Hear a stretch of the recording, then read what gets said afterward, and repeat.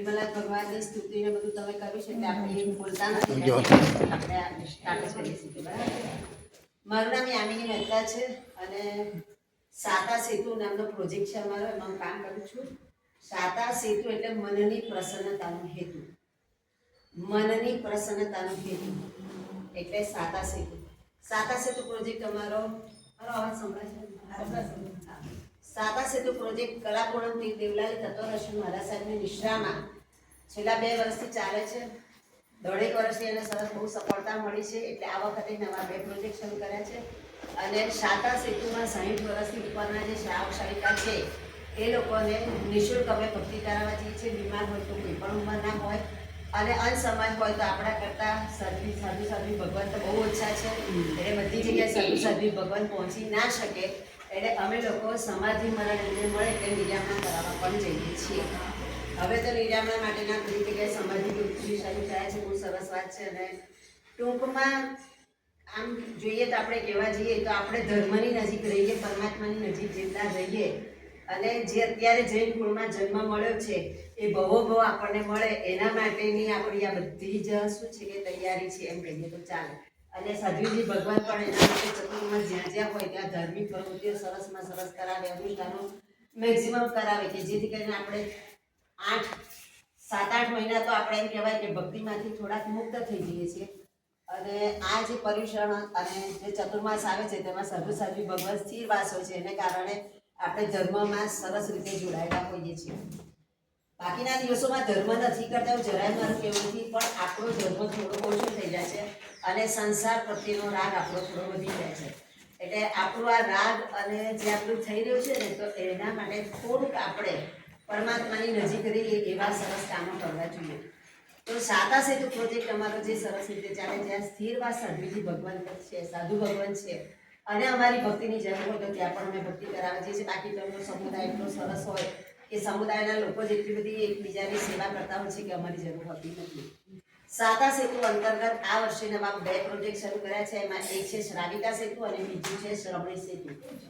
શ્રાવિકા સેતુ એના નામ પરથી ખ્યાલ આવી જાય કે શ્રાવિકા બહેનો સંઘના કામમાં કેવી રીતે, સેતુ એટલે બ્રિજનું કામ કેવી રીતે કરી શકે અને સંઘના કામમાં મદદ કરી શકે. એવી જ રીતે શ્રમણી સેતુ તો શ્રમણી ભગવંતોના આરોગ્ય માટેની એક અમે પ્રશ્નાવલી તૈયાર કરી છે. અને પ્રશ્નને લગતા જો કોઈ પણ પ્રોબ્લેમ હોય સાધ્વીજી ભગવાનને તો અમારા ડૉક્ટર નિઃશુલ્ક વિઝિટ ઉપાશ્રયમાં જઈને અને સાધ્વીજી ભગવાનને આપે છે.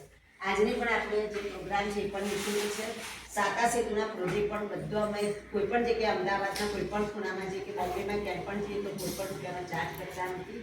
એટલે આપના લોકોને પણ કોઈને પણ ઈચ્છા હોય તો છેલ્લે નંબરને આપીશ તો તમારા પરિવારમાં કે તમારે જેને ભક્તિને અમારી જરૂર હોય તો અમને જાણ કરશો તો અમે આવી જઈશું. હવે મૂળ વાત આપણે આપીએ કે શ્રાવિકા સેતુ.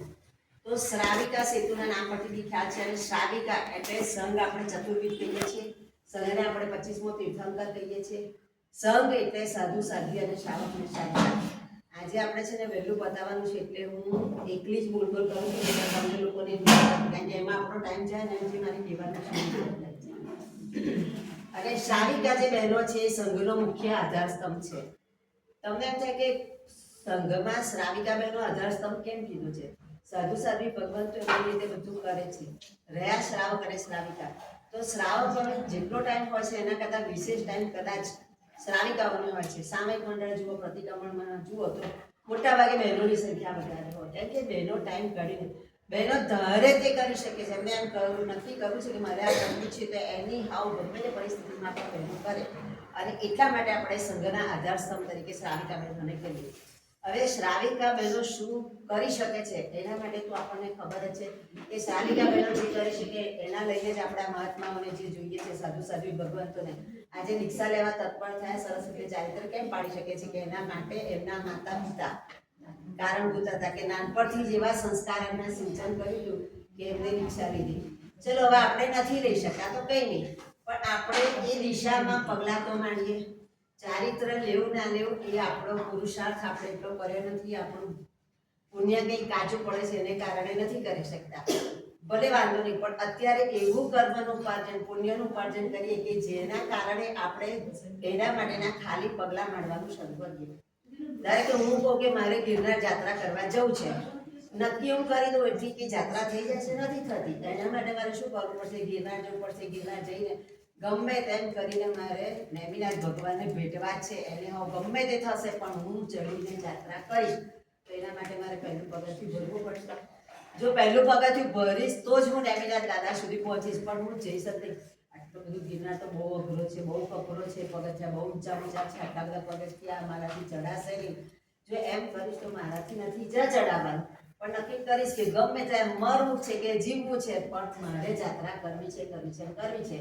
તો તરત મને દાદાનો સપોર્ટ. આપણે ઘણી વખત કહીએ ખબર નહીં, કોઈ અજાણી શક્તિ એવી મને મળી ગઈ ને કે હું સડસડાટ ચડી ગઈ. આમ તો ઘરના પગથિયા ચડવા તો નથી ચડી શકતા, પણ ત્યાં ફટાફટ પાલિતાણા ચડવું હોય તો ચડી શકાય છે, ગિરનાર ચડવું હોય તો ચડી શકાય છે. કઈ તો એક એવી શક્તિ છે કે જે આપણને મદદ કરે છે.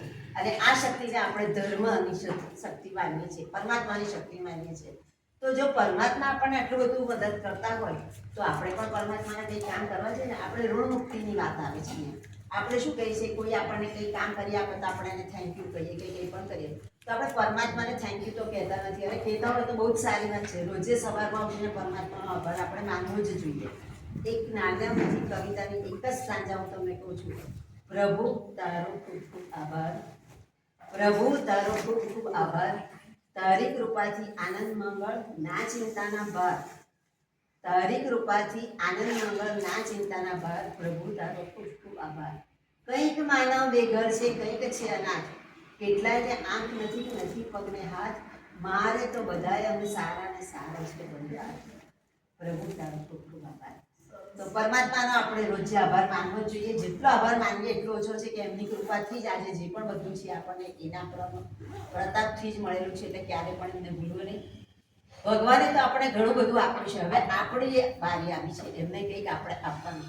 ભગવાને કાંઈ જોઈતું જ નથી, એ તો નિરંજન નિરાકાર છે. પણ આપણે એક આત્મસંતોષ કે પરમાત્માએ મને બહુ બધું આપ્યું છે તો હું કંઈક કરું.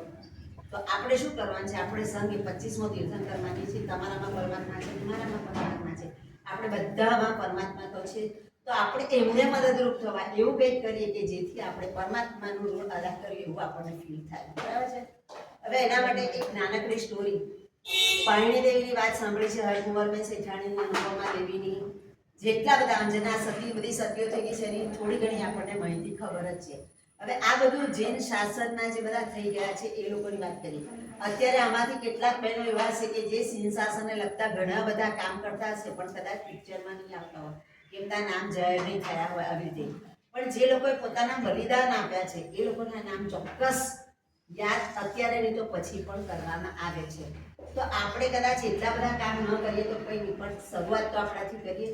તો એના માટે એક સંસારિક સ્ટોરી તમને કહું.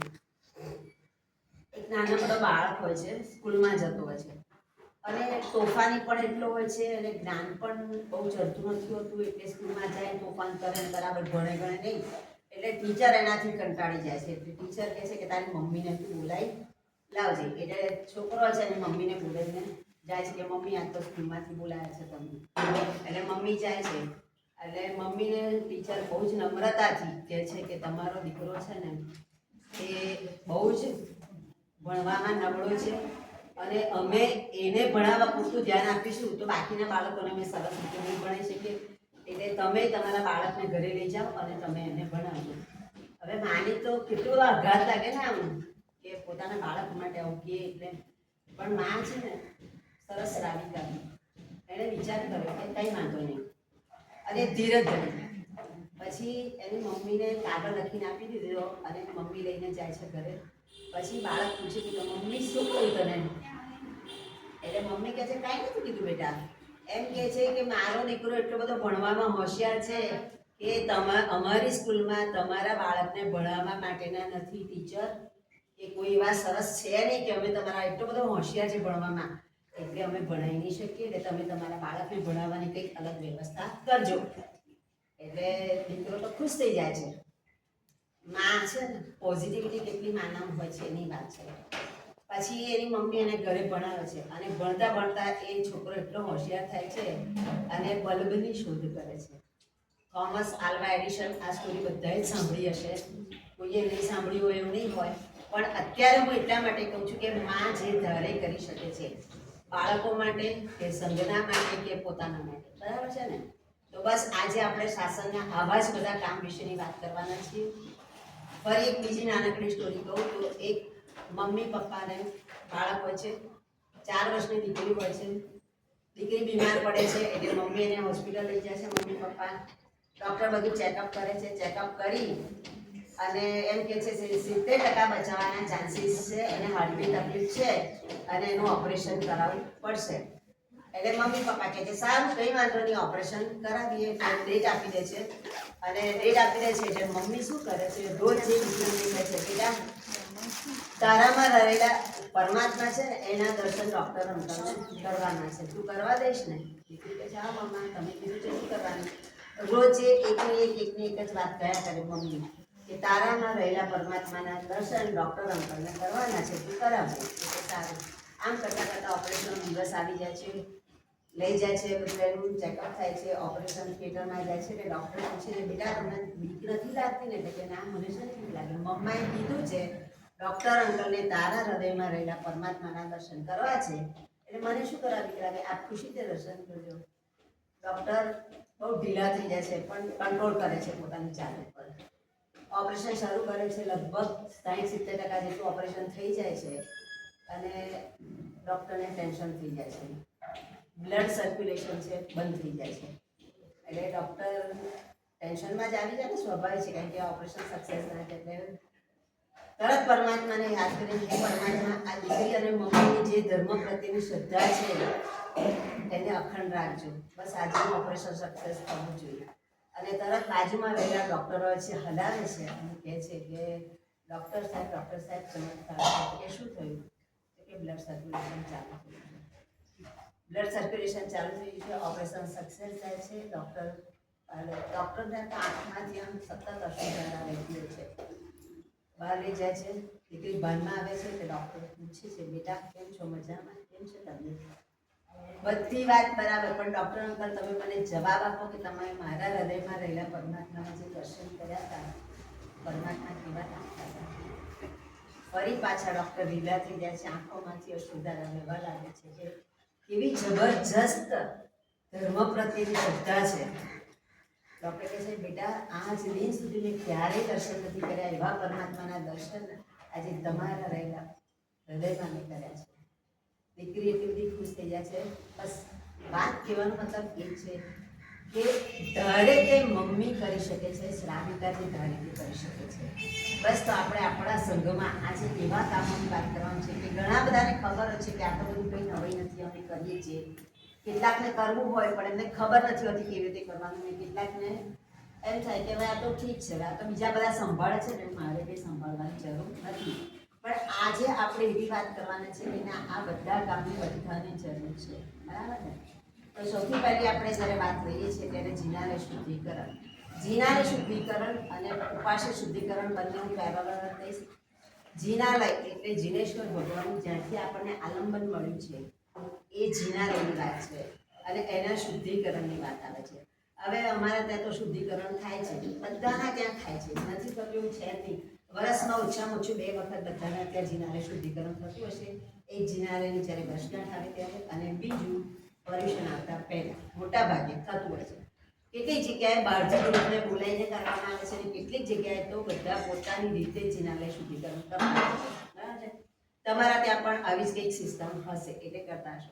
જ્યારે જીનાલય શુદ્ધિકરણ કરવાનું હોય ત્યારે આપણને એમ થાય કે ના હવે આ બધા કરે છે ને એટલે ચાલશે, અમારે કંઈ થતું નથી. પણ તમને એવું લોકોને લાગતું હોય કે ના બધાને જોડવાની જરૂર છે, તો તમે લોકો અમને શાતા સેતુને જાણ કરશો તો અમે એવી સરસ ઇમેજ બનાવીને આપીશું કે શાતા સેતુ દ્વારા કે આ ઇમેજ તમે સતત રોટેશનમાં મૂક્યા કરશો વોટ્સએપ ગ્રુપ પર, એટલે બધાને લાગશે કે ના કે આ કામ કરવા જેવું છે જીનાલય શુદ્ધિકરણનું. તો પછી અમારે પણ જવું છે તે પહેલાંથી નક્કી કર્યું હોય તો એ ટાઈમ ફિક્સ રાખીને એ દિવસે કોઈ પ્રોગ્રામ કરવામાં આવશે નહીં, એટલે એ રીતે કરવાનું છે.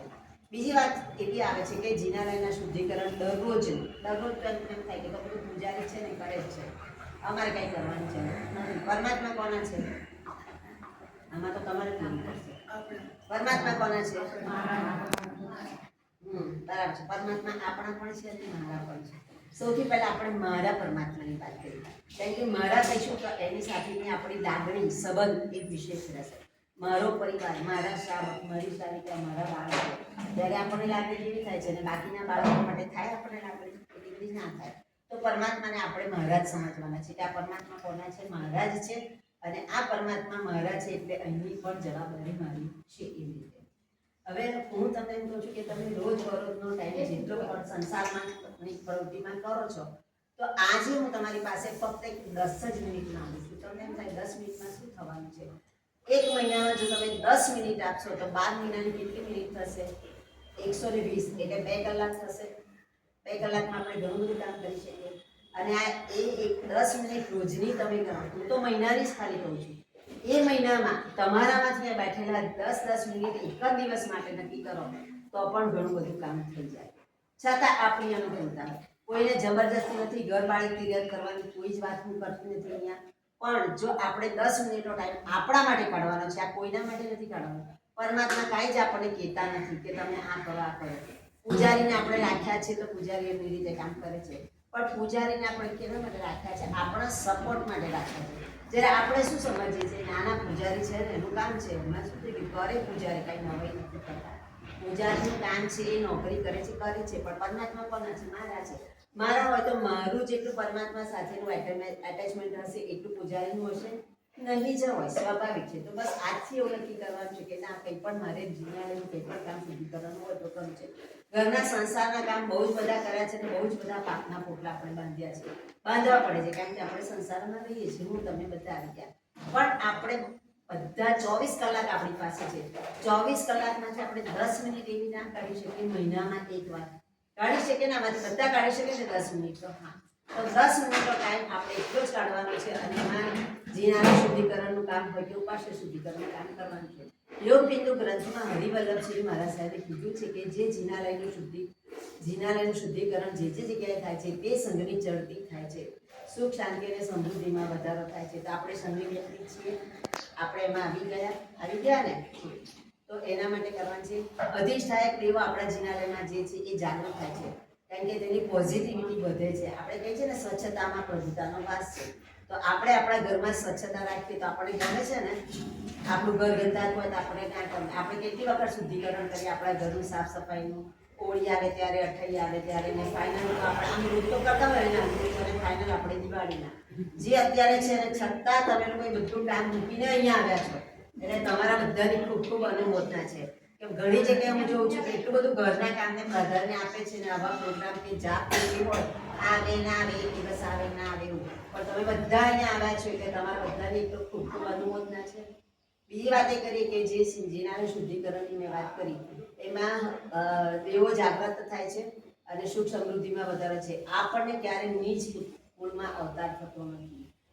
જો આપણે જીનાલયમાં કે ઉપાસના ખાલી કાજો કાઢવાનું કામ કરીએ તો ચાંદા કહેવાય નીચ કુળમાં આપણો અવતાર થતો નથી. તો આપણે નીચ કુળમાં અવતાર નથી જોઈતો ને? નથી. કોઈને ના જોઈએ, મને ના જોઈએ, તમને ના જોઈએ. તો જ્યારે આપણને ટાઈમ મળે ત્યારે એટલું કામ કરીએ, જીનાલયમાંથી કાજો કાઢવાનું કામ કરીએ, ઉપાસના કાજો કાઢવાનું કામ કરીએ. આપણને આપણા ઘરમાં જો ગંદુ ના કરતું, આપણે બહારગામ ગયા તો આપણે આજુબાજુવાળાને કહી રાખીએ કે હું આ દિવસ આવવાનું છું, સાફ સફાઈ કરાવી રાખે ને? અને સાહેબ તો વિહાર કરીને આવે છે, તો ક્યાંયથી વિહાર કરીને નથી આવતા. અને જો ઉપાશ્રય ગંદો હોય તો સાધુ સાધુ ભગવાનની કેવી લાગણી થાય આપણે સમજી શકીએ છીએ. તો આપણી આ પણ જવાબદારી છે. સાહેબજી પધારે ચતુર્માસમાં પ્રવેશ થઈ ગયા પછી તો સફાઈ સરસ હોય છે જ, પણ એ પછી અને એ પહેલા ચતુર્માસ પરિવર્તન થઈ જાય પછી આપણે આમ તો એવું કહીએ કે પરીક્ષણ પત્યા એટલે શું કહીએ આપણે? બરાબર ને? એટલે આપણે પણ તમારે તો અહીંયા પાડા ખુલ્લા છે, તમે બધા આવો છો એ સારી વાત છે. પરીક્ષણ પતી ગયા પછી એટલે બહુ સારી. પણ કેમ કે આવું અનુષ્ઠાન કંઈક રાખ્યું છે ત્યારે. હમણાં જો સાધ્વીજી ભગવાન કશું ના રાખે તો આટલા બધા શ્રાવિકા બહેનો આવે? કદાચ ના આવે ને કદાચ આવે પણ ખરા. હા, મને એમ લાગતું હોય કે ગમે તેમ થાય મારે સાહેબજીની સુખ શાતા પૂછવા જવું છે, સાહેબજીને કંઈ કામ નથી ને જવું છે, મારા આત્માના કલ્યાણ માટે મારે એક સામાયિક કરવી છે, તો આપણે આવીએ. પણ કેવા આવીએ? આપણે આડાવડા આવીએ. કોઈ વખત ગોજરીના ટાઈમે આવી ગયા, કોઈ વખત પ્રતિક્રમણ સાંજના ટાઈમ, ગમે ત્યારે આવીએ. કારણ કે આ તો શું એક નક્કી ટાઈમ છે કે આટલા વાગે ભેગા થવાનું છે. અને આ બધું શેના માટે થાય છે કે આપણે ધર્મ સાથે સંકળાઈ રહીએ એટલા માટે, બરાબર છે? તો જિનાલય શુદ્ધિકરણનું કામ જે લોકો શુભ ભાવથી કરે છે આ જ ભાવમાં ચોથા દેવલોકનું આયુષ્ય બાંધે છે. આપણે આયુષ્ય લેવું છે ચોથા ભાવમાં, લેવું ના લેવું બે નંબરની વાત છે, પણ આપણે પગથિયું ચડવાનું કામ કરવું જોઈએ અને કરવું જ છે એવું આજથી નક્કી કરીએ.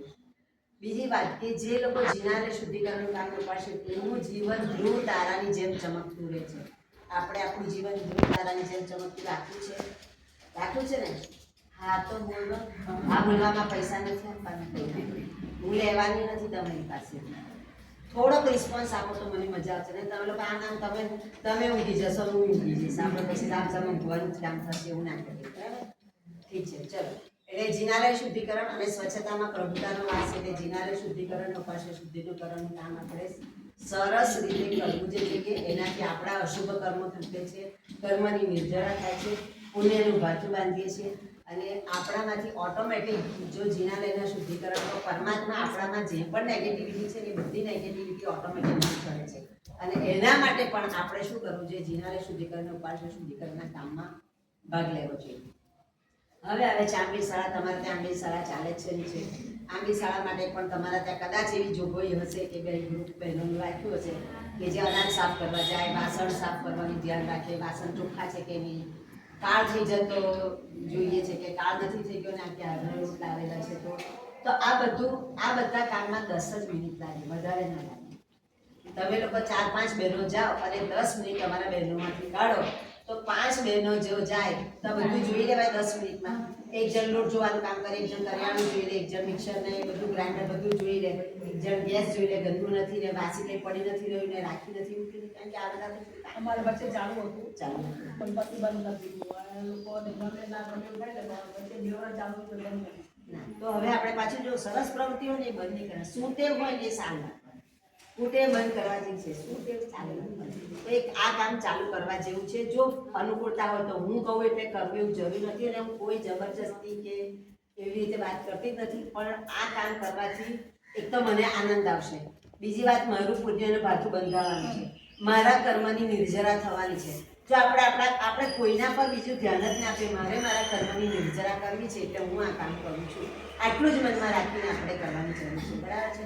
તો આંબી શાળાના શુદ્ધિકરણની વાત આવી ગઈ. હવે પાઠશાળા, તમારે ત્યાં પાઠશાળા બી ચાલતી જશે.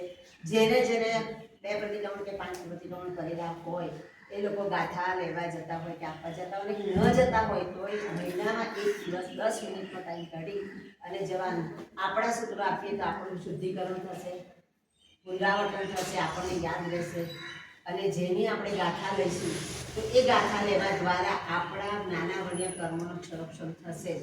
હવે આમાં પણ એક ઉપયોગ આપણે ખર્ચવાનો છે. આજે આપણે જે વાત કરવાની છે એ શક્તિની જ વાત કરવાના, શક્તિ અને સમય. શક્તિ અને સમય જો 10-10 મિનિટનો કાઢશો ને તો આપણે કેટલા બધા સરસ કામ કરી શકીશું. બસ ખાલી આદત પાડવાની જરૂર છે. એક નાનકડી વાત કરું, મને છે ને સામે